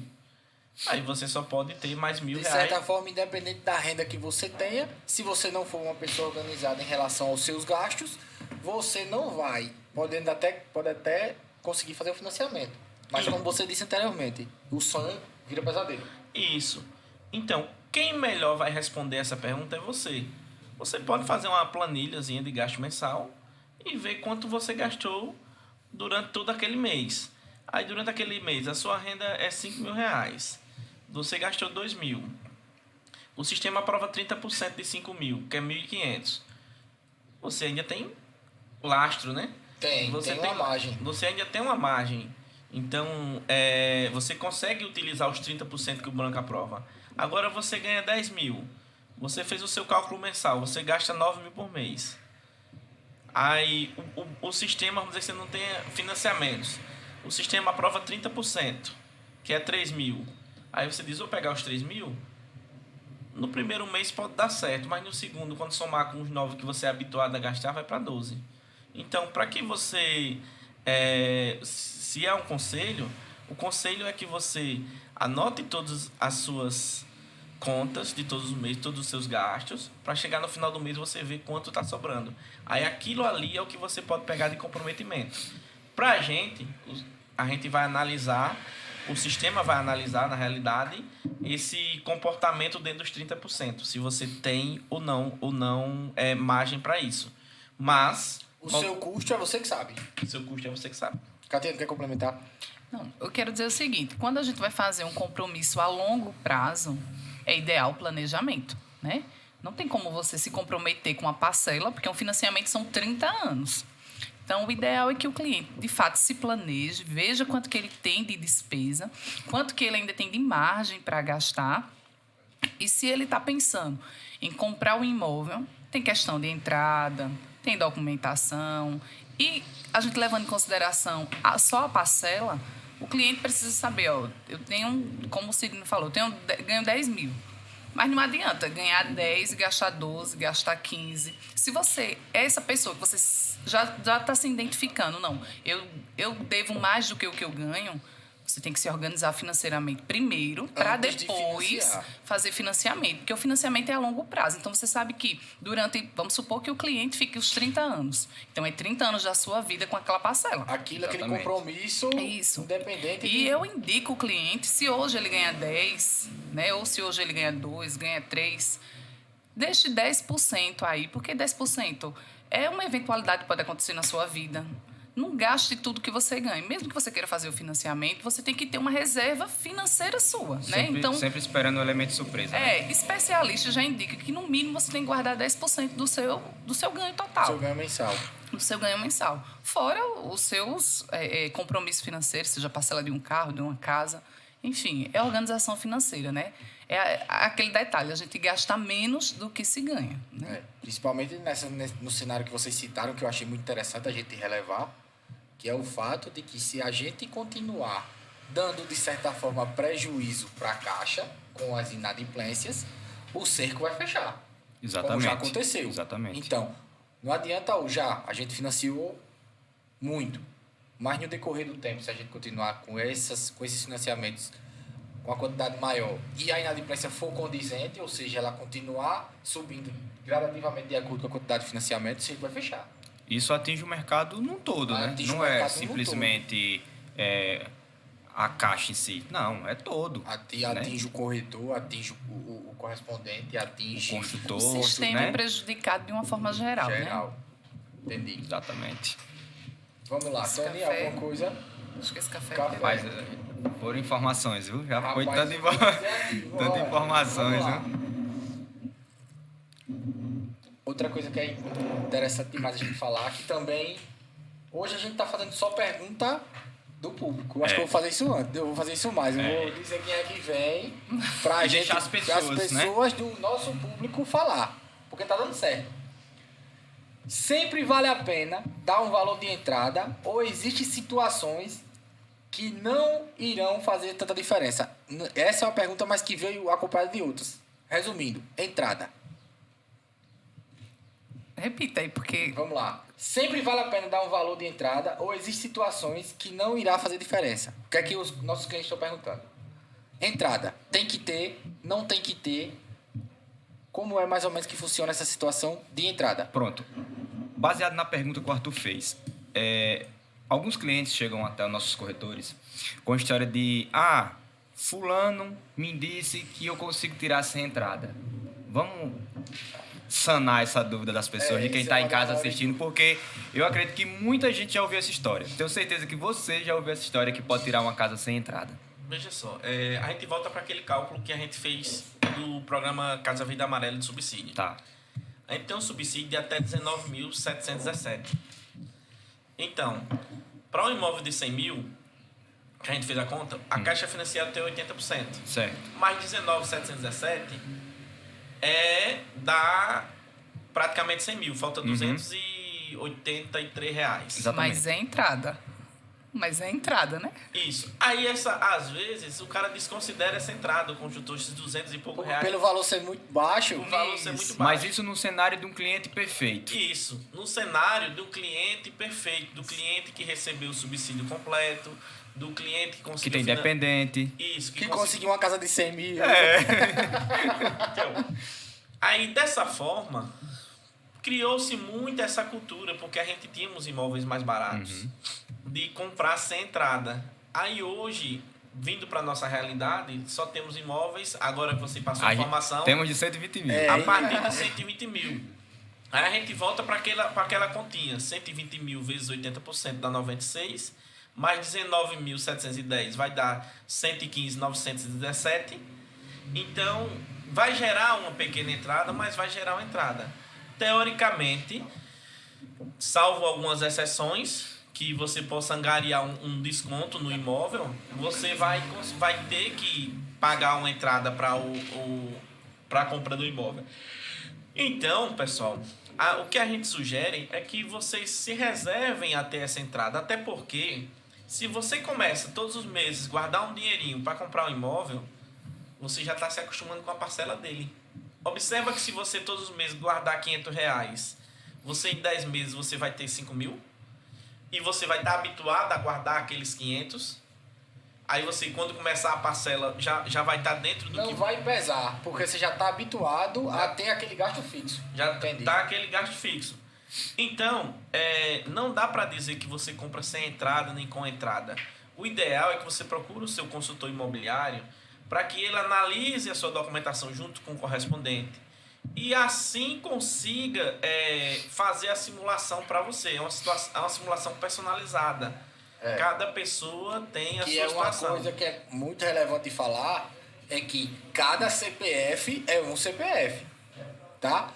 Porque meu tio, meu primo, meu irmão, porque o meu irmão gêmeo que trabalha na mesma empresa que eu, ao mesmo tempo que a gente foi contratado no mesmo dia. Cada CPF é um CPF. Isso a gente fala aqui com frequência. Porque fulano conseguiu. Não. Em relação à entrada, fica claro que o mesmo ponto de CPF é válido. Pode ser que a sua entrada tenha sido pequena, como o Catiano falou, de R$240, por exemplo. Porém, não significa dizer que o imóvel nas mesmas condições, você trabalhando na mesma empresa, no mesmo setor, tendo sido contratado no mesmo dia, você vai ter a mesma condição de R$240. Porque às vezes você não tem o dependente, às vezes a data de nascimento influencia no valor. Tem outros fatores, por exemplo, a gente vê lançamentos, né, de empreendimentos. O preço praticado do imóvel às vezes é 130 mil, 150. Vamos para um de 150, hipoteticamente. O cara está vendendo a 150. Ele pega os 10 primeiros e diz, vou queimar o estoque, vou vender por 145. Aí o cliente consegue uma aprovação de 120, não são todos, mas alguns conseguem, mais 19.717 do subsídio, que seria o melhor cenário. Ele vai para praticamente 140. Exatamente. Aí você consegue fazer a venda por 145, ele deu R$5.000 de entrada. Foi a conta que a gente tinha feito lá no Granville. Lembra que foi essa conta que a gente fez no Granville, falando sobre exatamente esse ponto. A quantidade de entrada que você vai dar, para alguns pode ser irrisória. Isso. Mas existe uma entrada. E a condição de CPF para aquela pessoa é uma. A condição para o outro CPF. Cada caso é um caso, caso né? é um caso. É muito individualizada essa questão. E cada cliente tem que ser tratado como único, que é o que ele é, né? Então, cada situação vai exigir uma análise diferente, porque são critérios e fatores diferentes que vai influenciar diretamente na aprovação. E a gente não tem como garantir nada, né? A gente consegue garantir nem que a gente esteja vivo daqui a 5 minutos, mas vamos estar. Mas, assim, garantir a gente não tem como garantir. Acontece, como ele falou, acontece. Mas o ideal é que o cliente se planeje, que ele tenha a entrada. Até porque essa questão dele ter a entrada vai dar mais segurança ao gerente da Caixa na hora de assinar o contrato dele. Porque muito gerente pergunta, deu quanto de entrada? Justamente para saber se é uma pessoa organizada, se é uma pessoa que tem um planejamento financeiro e se é um cliente que não vai dar um trabalho futuro. Que não vai contribuir para aquela Então, situação. a entrada, de certo modo, fala um pouco sobre o cliente. Fala sobre o cliente. Por exemplo, o cliente, tem um trabalho fixo que ganha R$1.500, mas também é manicure nos fins de semana, faz o trabalho como manicure, certo? E que consegue tirar mais uns R$1.000, R$700 aí. A gente vai precisar analisar essa renda como um complemento de renda, certo? E o cliente vai precisar mostrar para a gente aqueles documentos que a gente falou anteriormente. Ela está dizendo que ganha X por mês, mas ela não tem nada para dar de entrada. Isso, querendo ou não, já influencia. O gerente vai dizer, ela tem um emprego fixo, ela tem um extra no final de semana, mas é uma pessoa que não consegue juntar nada, não tem nada para dar de entrada. Isso aí pesa, é um fator muito importante na hora da concessão do crédito. De organização. Exato. E na hora que o gerente vai conceder o crédito, na hora da concessão de crédito, isso é muito importante. Entendi. Quer complementar? Não. Porque tem outra pergunta também. Eu acho que a gente fez, tira. Bota só a do povo. Quem manda é o povo. Quem manda é o povo. Quem manda é o cliente prêmio. Viva a democracia!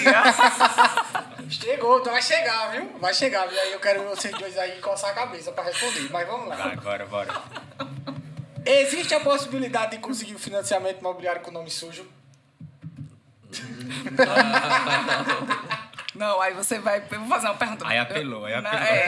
Tudo que a gente falou, não serviu de nada. Não, você vai ter que voltar e assistir de novo. Resumindo, cliente prêmio, nada de nome sujo, viu? Vamos organizar financeiramente para poder chegar no Não, ó, como é fácil agora, usando o E princípio aí, que a outro gente... detalhe, viu? Se você tiver muito tempo com o nome sujo, às vezes você regulariza e você ainda fica no Bacen, no Banco Central, Sim. no banco de dados. Aí quando a gente faz a avaliação diz cliente com dívida vencida, aí você tem que aguardar a atualização do Banco Central, que dura em torno de 30 a 60 dias, É um delay de 60 dias. para que você consiga a aprovação do seu crédito. Então, se você está com restrição há pouco tempo, beleza, regularizou, foi uma coisa passageira, mas se tiver com restrição há muito tempo, você tem que regularizar. E aguardar. Aí avalia, né? Tá com o nome limpinho, traz para o consultor imobiliário, faz aquela análise de crédito para saber se aparece mais alguma pendência.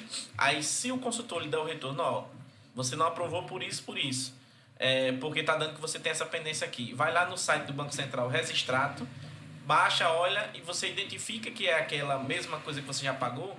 É só você aguardar o delay do sistema atualizar para informar a Caixa, em torno de 30 a 60 dias. Entendi. Chegou aqui, mas ela é muito grande, eu vou resumir. Utilizando o tema atual, na condição política brasileira, qual a opinião de vocês sobre o mercado imobiliário? Vocês acham? Projeção do correspondente. O que é que vocês acham? Opinião. Falar, Futuro. começar. Não vamos se abster. Vejamos só. A gente estamos numa transição. Transição. Seria ousado falar o que se espera é quando tem... O mundo está falando o que acha. Sim. Sem dados, sem coisa concreta. Especulação. Não sabemos nem quem são os ministros. Não tem base ainda Não pra tem, julgar não nada. tem base ainda, entendeu? Mas o que eu posso falar é o seguinte: nós estamos num governo que foi muito bom para a construção civil, tivemos números recordes. Contratação. O subsídio para o PCVA, aumento, reajuste e tal, tudo vem dando certo, não teve falta de dinheiro. Excelente. Mas também temos um governo entrando que ele quem criou o programa praticamente. Historicamente, Hoje, a gente positivo. hoje a Casa Verde Amarela, mas vende o Minha Casa Minha Vida. Entendeu? Então, a gente entende, e tanto é que na fala do próprio presidente, do Presidente Lula. presidente eleito. presidente eleito, ele citou Minha Casa Minha Vida. Uhum. Então, são fatores. É claro que a gente espera que tenha a transição, porque temos o quê? Temos decretos que só vigoram até 31/12. Uhum. Então, vai ter a transição em janeiro, a gente sabe disso, mas a gente espera que o governo que é popular, que ele apoie o popular. Até que porque seria o ele programa mesmo que criou, né? Que seria o programa Casa Verde e Amarela. Ou o Minha Casa Minha Vida. Que eles mesmos criaram, na Então, verdade. assim, né?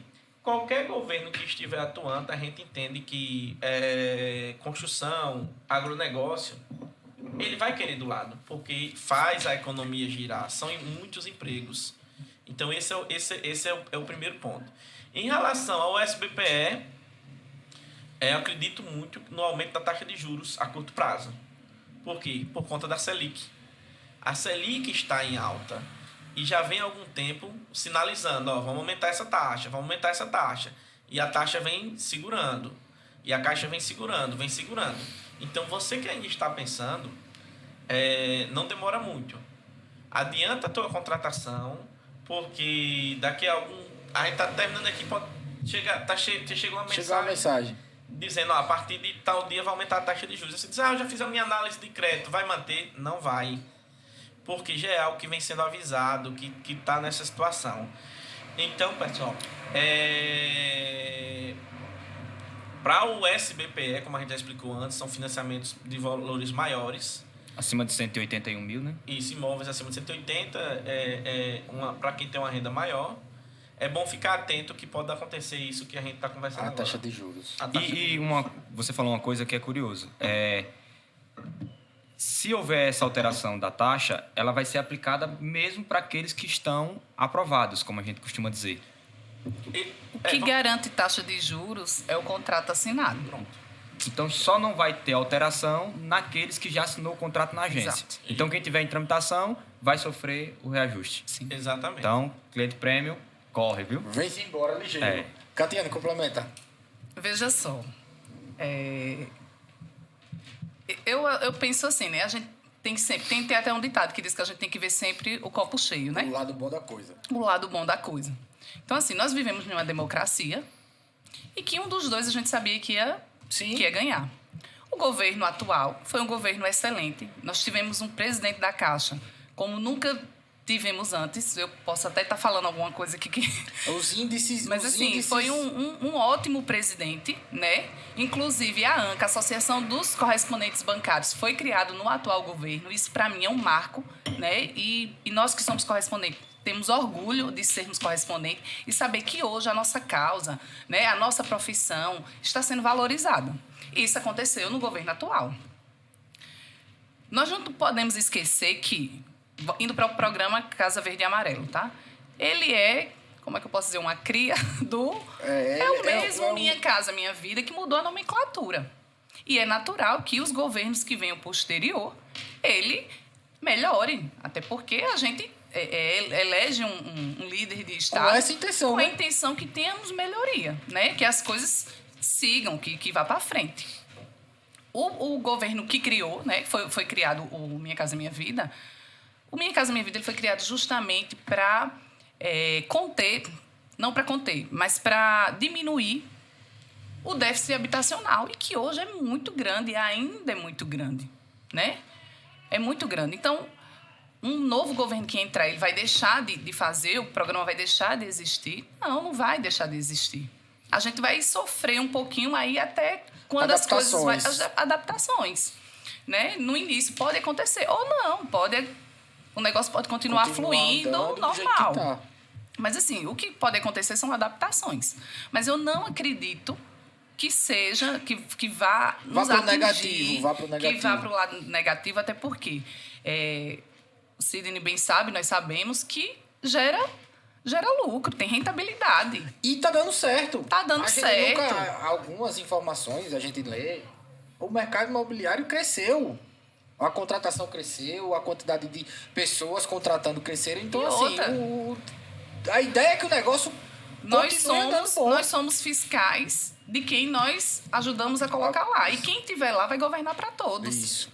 Então, assim, o Brasil está meio que rachado no meio, com a parte política está meio que rachada aí no meio, mas essa rachadura aí é bom por outro lado, porque a cobrança é maior. Sim. Né? Então, assim, eu não acredito que vai se mexer no que está dando certo. Eu não acredito que vai se mexer no que está dando certo. Até porque quem já está fazendo vai cobrar. Por que está mexendo aqui?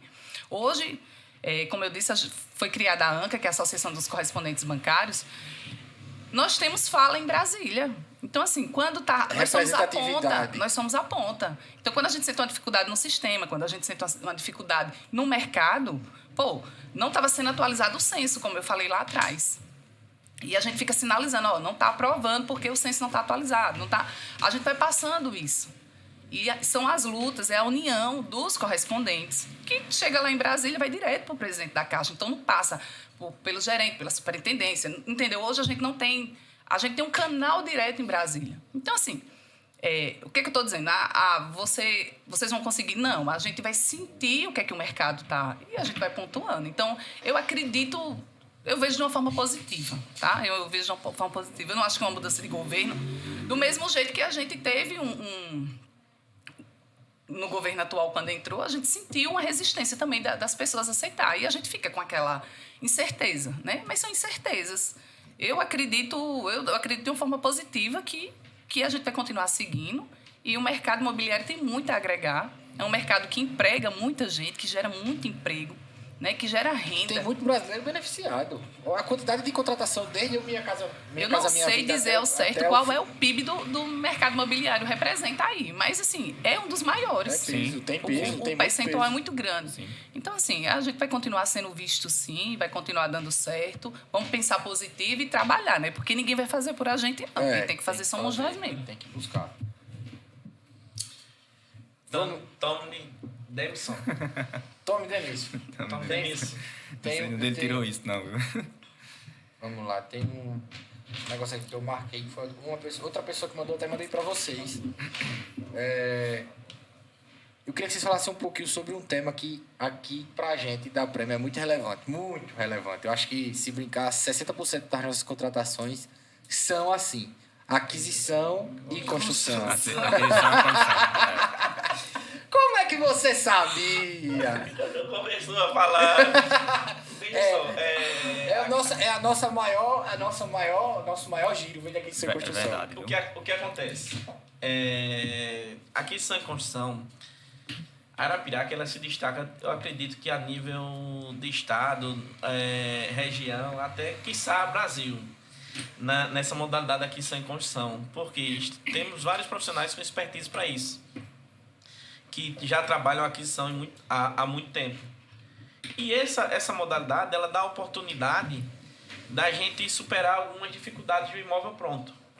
Não é só a questão da escolha customizada, personalizada do imóvel. Não é só o que favorece ao cliente, digamos. Não é só isso. Mas favorece toda a cadeia porque a gente tem uma dificuldade de encontrar imóveis prontos. Sim. Vocês corretores, consultores de imóveis, já devem ter se deparado com isso. Eu quero um imóvel na região tal para aquele cliente. E não tem um imóvel. Então, a aquisição e construção, ela faz com que você... eu não tenho o imóvel pronto para você, mas vamos construir um para você nesse local? Foi uma das coisas que eu vi contigo no ônibus. Tinha gente, pra vocês terem uma ideia, que não sabiam, não tinham noção que existia essa modalidade. Disseram, eu consigo comprar um lote e construir um imóvel dentro desse lote do jeito que eu quero. A mulher perguntou, você pode fazer 10 quartos, um quarto, só 100 quartos, só um vão, um galpão? Se é. Não sabia, não. Vou entrar em contato com vocês. Porque quando você fala de aquisição e construção, os olhos enchem. É muito diferente do que alguma pessoa idealizar, fazer, do que você analisar e dizer assim, eu não queria, eu queria dessa forma. Eu acho que é essa um dos agregadores de valor, aquisição e construção. E a gente tem muita força nisso. Exatamente. O Sidney falou, o maior percentual de contratação da Prêmio hoje é aquisição e construção. Eu diria que talvez, não só da Prêmio, mas das outras imobiliárias também está sendo aquisição e construção, porque a gente não tem uma carência de imóveis. Você acha que o mercado tá colocando essa condição? Se deu o mercado que a gente vive hoje, ele está colocando essa condição da aquisição e construção ser a maior... Acredito que a construção não acompanhou a quantidade de pessoas que desejam adquirir o imóvel. É a demanda, né? A demanda. Aí essa demanda faz com que você tenha um senso de urgência. E as pessoas querem assinar o contrato, querem ter a segurança que vão ter o seu imóvel. Aí procura, não localiza, acaba partindo para a aquisição de terreno de construção. Ou construção de terreno próprio. E é uma válvula de escape que a gente vai utilizar muito agora nesse final de ano. E estamos aí, né, Catiane? Prontos para isso. Acredito que nós podemos falar sem demagogia que somos referência em aquisição e construção vocês dois? no estado e vamos contratar, vamos fazer financiamento, vamos aproveitar esse resto de governo, vamos gastar o dinheiro que ele deixou aí à vontade até o dia 31. Isso aí. Para contratar o máximo possível nesta modalidade, e uma modalidade que eu gosto bastante. Ela tem uma dificuldade a mais do que os contratos de imóveis Sidney, prontos. você está deixando o povo pessimista, Sidney. Você disse, vamos aproveitar o resto do dinheiro. Mas diga assim, em janeiro vai abrir Vai ter mais dinheiro. mais, homem. O povo não vai nem dormir. Esses meninos vão ficar doidos de tanto atender gente para contratar até dezembro. Pessoal, volta a frisar. Sendo sincero, o que eu espero é só uma transição. Mas mesmo assim, a transição já começa agora. O governo já começa a se movimentar. Já começa a movimentação e setores como a construção e agronegócio e outros setores, isso aí já vai estar os decretos, vai estar tudo ok. Já vai estar prontinho para quando chegar a janeiro. Tá só assinar. Só assinar para Aqui eu assino. Catiane, o que é aquisição e construção? Explica pra galera como funciona a aquisição e construção. Aquisição e construção, né? O cliente tem a liberdade de escolher aonde ele quer morar, de que forma ele quer fazer o imóvel dele, de forma personalizada. É ele contratar em tempo recorde o imóvel ainda na planta E eu poderia dizer, até assim, ser um pouco mais ousada de dizer, que seria a forma do cliente fazer o imóvel do jeito dele, na condição que ele pode. Porque muitas das vezes o cliente, como é que eu posso dizer? Ele aprovou um valor, né? Que não era o valor que ele esperava, tá? E ele não consegue comprar o imóvel pronto, até porque o imóvel pronto ele tem uma valorização maior do que o imóvel na aquisição e construção. E o cliente pode realizar o sonho mesmo da casa própria, sendo não aquisição e construção, né? Dentro da realidade dele, dentro da capacidade financeira que ele tem ali. Um cliente que está aprovado, digamos, o cliente está aprovado na aquisição e construção e ele, antes de fato, fechar a compra ali com uma determinada construtora, ele encontrou o imóvel pronto. E agora ele quer migrar para imóvel pronto, sendo que ele está aprovado na condição de aquisição à construção. E agora? A gente só faz a troca de modalidade. Não é necessário fazer o cancelamento para que haja uma nova avaliação? É necessário fazer. Tem que fazer, não Pronto. existe a mudança, existe o cancelamento. A gente faz o cancelamento. E nessa nova reavaliação, qual a probabilidade desse cliente ser negado? Eu falo isso porque quem está em casa... Não, quem está em casa tem essas dúvidas. Quem está em casa tem essas dúvidas. E a nossa intenção é justamente essa, é sanar as dúvidas. Até porque a gente não ia receber duas pessoas como vocês com potencial desse, tem que meu amigo. sugar, tem que sugar. Se tivesse um termômetro aqui nessa mesa, meu Deus do céu. Veja só, o que a gente faz é uma pré-análise, certo? Certo. Ainda vai ser passado pelo setor da Caixa, que vai verificar toda a documentação, e pelo gerente para que seja aceito. Isso ali, o sistema nos dá uma resposta naquele momento. Pode acontecer daquele cliente aprovado não chegar ao final, mesmo sem mudar a modalidade? Pode. Pode acontecer de dar errado. Diminui consideravelmente os riscos da forma que a gente toma os cuidados para que isso não aconteça. Mas quando você parte para uma mudança, é um cancelamento. Sim. Você vai cancelar o que foi feito e vai fazer um novo. Aí a gente tem duas situações. Dentro do prazo de validade da avaliação, normalmente a gente não tem surpresas. Desde que o cliente também não tenha feito nenhuma surpresa. O que aconteceu com o cliente, por exemplo? O cliente, eu fiz a análise de crédito dele em agosto, ele aprovou. Só que em julho ele tinha feito um empréstimo. Em setembro ele foi mudar para aquisição e construção. O sistema aprovou em agosto, quando foi em setembro que eu fui mudar, o sistema já tinha atualizado porque pegou o empréstimo que ele fez em julho. Então, você, para fazer uma mudança, o ideal é que você converse com o cliente nos últimos tantos meses, pelo menos 2 meses antes daquela avaliação. Você sujou o nome, você fez algum empréstimo, fez algum financiamento. Tem alguma coisa na gaveta que vai assustar? Vai assustar? O que é que você fez? Conta aí. Que vai assustar? Então, isso vai eliminar, eu digo, chutando aí, uns 80% de chance de dar errado. Você saber dessa informação do cliente. E o cliente ele tem que aceitar você fazer essa pergunta. Porque às vezes está perguntando demais, é muita burocracia. Não. Ele está lhe protegendo para que dê certo. Aí o que aconteceu com esse cliente? Só para finalizar o exemplo. Ele foi e pagou o empréstimo. Aí diz, agora eu posso. Paguei agora, quitei agora, mandou o comprovante. Aí onde está? O delay do Banco Central. 60 dias. 60 dias. Aí a gente já teve que sair de setembro e estamos esperando ele para novembro para conseguir aprovar o crédito dele novamente. Aí você diz, então eu vou deixar de comprar a casa que eu achei. Mas não, você não vai. Você vai fazer um filtro do seu comportamento e vai pedir para mudar. Agora, sabendo que você tem uma margem de erro que pode ter acontecido por questões suas. Ou até dentro do prazo de avaliação, exceto esse exemplo que eu lhe dei, ou alguma dívida que entrou no nome do cliente, eu não vejo reprovações dentro do prazo de avaliação. Agora, o que a gente vê muito é você passar os 6 meses, quando passar os 6 meses, que vai fazer uma nova avaliação que você não contratou nos 6 meses, reprovar ou condicionar abaixo.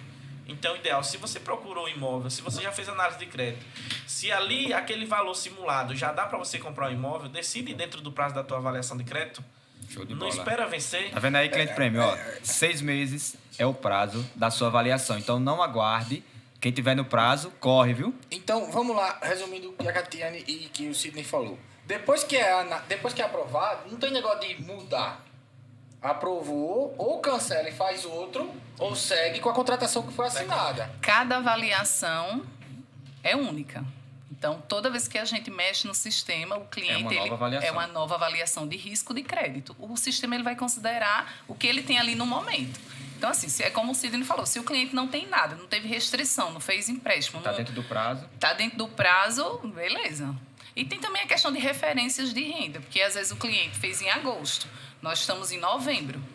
Então, até a competência, né, a referência de renda e de residência daquele cliente vai ser mudado. Às vezes, na época, o cliente ganhava um X valor. E aquele X valor que ele ganhava representava X subsídio. Sim. Aí hoje, se o cara estiver ganhando mais, o subsídio muda. Então, são novas condições.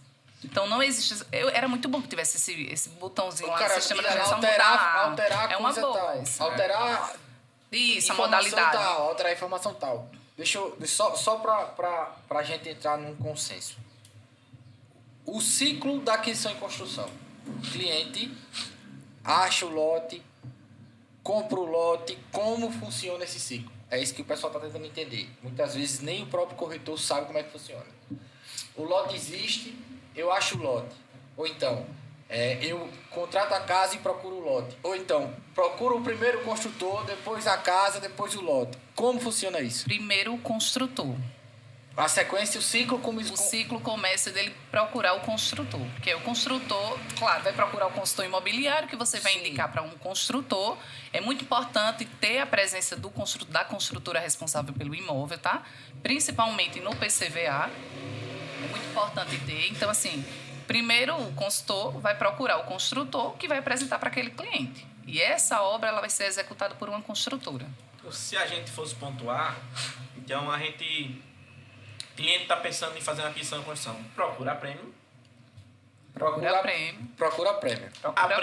A Prêmio vai colher a documentação e as informações. Vai passar por a nossa análise de crédito.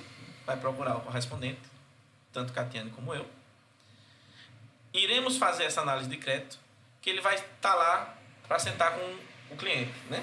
Você vai estar lá os valores. Sim. Vai dizer, ó, eu consigo isso aqui.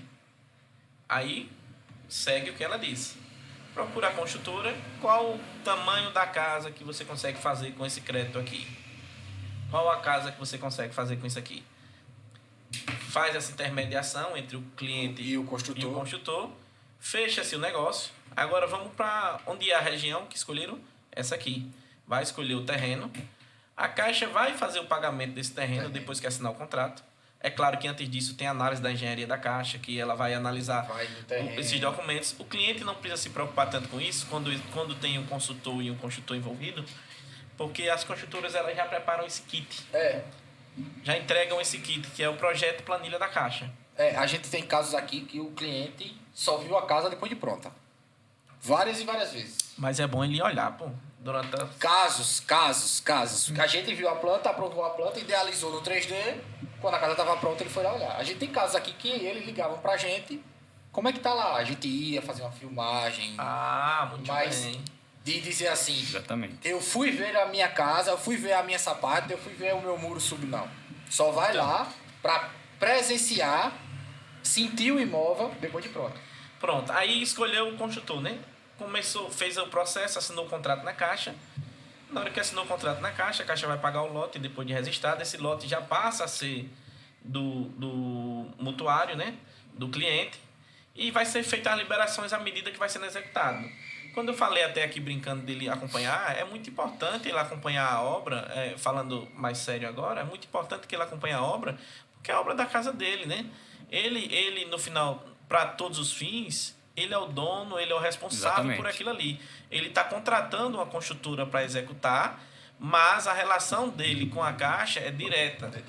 Ele é o cliente Caixa. Ele é o cliente Caixa. E ali o principal de tudo é a moradia dele, é o sonho dele. Aí é bom que ele acompanhe. Como a Catiane falou, é investimento de vida. E até para ele, para satisfação pessoal, você vê como a sua casa... Sentir o negócio. Ter o prazer de acompanhar. Ter o contato direto com a construtora. Por isso a importância de você procurar consultores, corretores e construtoras idôneas. Capacitadas. Capacitadas. Além disso, chegando no final do processo, é feito durante aquele período de obra, ele paga os juros do financiamento, ele não paga a parcela ainda, mas ele tem que estar organizado para isso aí.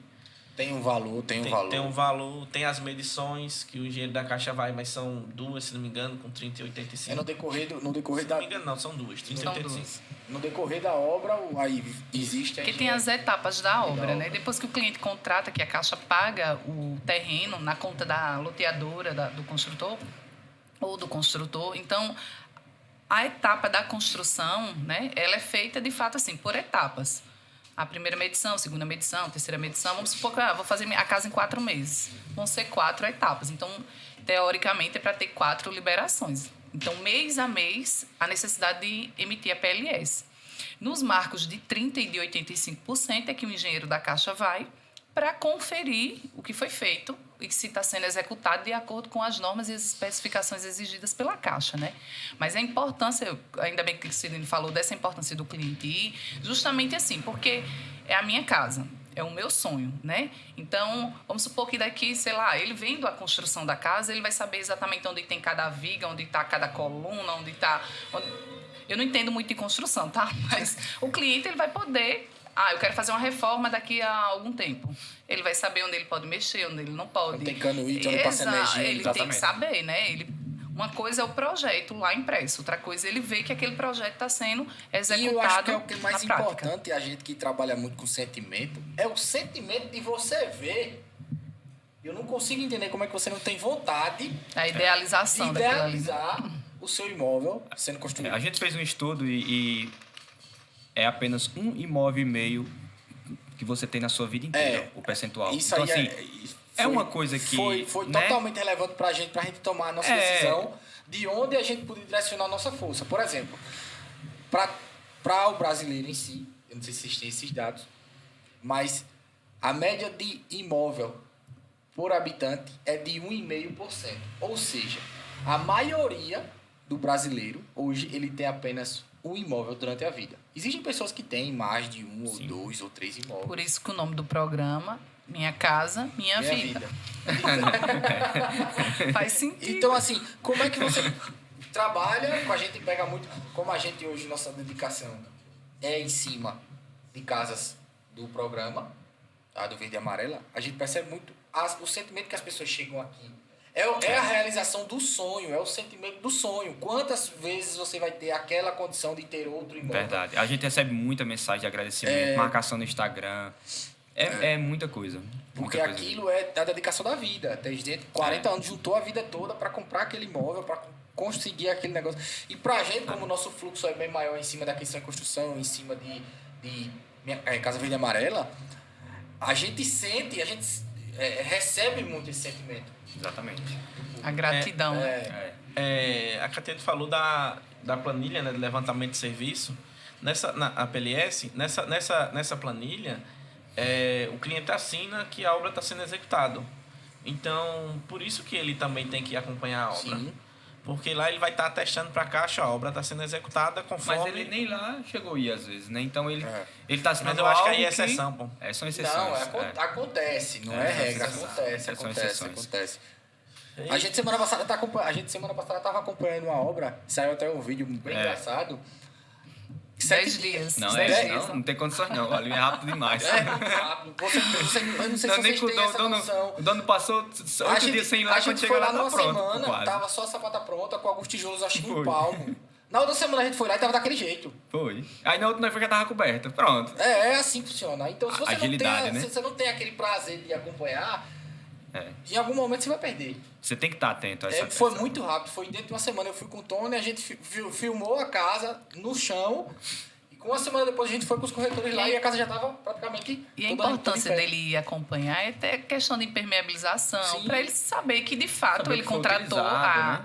a construtora para A executar. responsabilidade da construtora, Né? de certa E forma. que ele também possa exigir daquela construtora que faça de acordo com as E normas. outro ponto que às vezes na nossa região é cultural é a questão dos acordos, né? Da aperto de mão, de não oficializar, de documentar. Uma das dicas que eu dou é que sempre faça um contrato. Faça o contrato de prestação de serviço. Porque aquilo ali vai resguardar a construtora e o cliente e o corretor. Por que o corretor? Porque depois o cliente vai em cima do corretor e a construtora também. Quando tiver qualquer fato que não lembre ou que Não fique... esteja de acordo Que com seja as partes. divergente com o acordo, né? Um acordo. E nada melhor do que um contrato para dirimir isso aí. Exatamente. Para dizer o que foi contratado, para dar segurança. Para dar segurança, às vezes, no repasse de dinheiro do cliente, às vezes, numa questão, numa manutenção, manutenção não, né? De um vício construtivo, manutenção e responsabilidade do cliente. Até uma garantia que for da construtora, uma garantia Isso, do Uma processo, alteração mínima do próprio imóvel. Não Isso, importa. exatamente. Aí, sempre eu dou a dica de que façam o contrato de prestação de serviço, e isso é muito importante para o consultor de imóveis, para que ele fique amparado e diga, ó, tem aqui um documento para tanto defender quem é o cliente dele, né? A construtora e o comprador Os de dois, imóvel, né? ele consegue defender os dois com esse contrato. E a construtora consegue ter o respaldo, o cliente também Sim. consegue ter o respaldo do que é certo e assim evitar problema, que é o que a gente não quer, que a gente quer um programa forte, quer fazer muitas aquisições de construção. E isso tudo, ele depende dessa harmonia, de fazer o certo. A nossa região, como você falou, nossa região ainda existe muito o aperto de mão. O acordo verbal, né? E na maioria dos muito casos, importante isso. Na maioria mas- dos casos, o fluxo ele anda 100%, dá todo mundo de acordo, mas pode vir, como já aconteceu, fato. acho que vocês têm exemplos também, a gente também tem, de determinadas construções que deram errado. O verbal E ele aí- não pode deixar de existir, é. mas o tem que A ser... formalização, tem que ser ela é formal, obrigatória. Tem que ser formalizado, né? A formalização. Exatamente. E é isso. Agradecer Né? formalmente pela presença, tá? Dizer que é uma honra demais, muito grande para Prêmio, tá? São parceiros de longa data, pessoas que estão com a gente há muitos anos. Dizer que Verdade. é uma gratidão gigante ter vocês dois aqui para tirar essas dúvidas, que todas não foram nossas, tá? Foram dúvidas de clientes que pediram vocês aqui. Até o pessoal da nossa agência pediu que vocês viessem, tá? Os nossos corretores pediram que vocês viessem. Importante, os dois. A Os relevância dois, de ser os dois, é. entendeu? A gente também ficou muito feliz com o fato de vocês aceitarem o convite, porque é a nossa referência. É a referência de Arapiraca como um todo. Não estou falando da Prêmio. Eu posso falar da Conquiste, nossos parceiros Mike Everton, Nosso amigo Diego Durenberg. Diego parceirão nosso. Durenberg, enfim. E muitos outros, né? Direct, André Felipe, me ajuda aí. Enfim, Vamos falar de muita gente. Tem muita gente. agradecer a vocês. Vamos correr esse risco de esquecer de Eu alguém. esqueci de alguém. né? Enfim, agradecer. Se despeçam, tá? E é isso. É isso. Pessoal, chegamos ao final Ao final, olha, ele sabe. Ele sabe. É prática, foi um negócio. do Prêmio Cast. Prêmio Cast. Assim, foi um bate-papo bem legal, pessoal. Gostaria de agradecer a vocês novamente pelo convite. É normal ficarmos um pouco nervosos, ansiosos. Quem ficou nervoso? Nós. Eu não fiquei nervoso, não. Mas quando você tá num bate-papo descontraído com pessoas que entendem do assunto, você Flui, né, Cine? Flui. as coisas fluem. E assim, tanto Catiane como vocês estão no dia a dia no mercado. E aí a gente acabou se descontraindo. Gostaria de dizer que estamos sempre à disposição. Isso aí, a gente sempre tentar tratar como se fosse nosso o financiamento, tratar de forma que seja o melhor para aquele cliente, individualizado, fazer o melhor pelas pessoas, que assim a gente é recompensado no presente e no futuro. Fora isso, deixar a minha colega falar.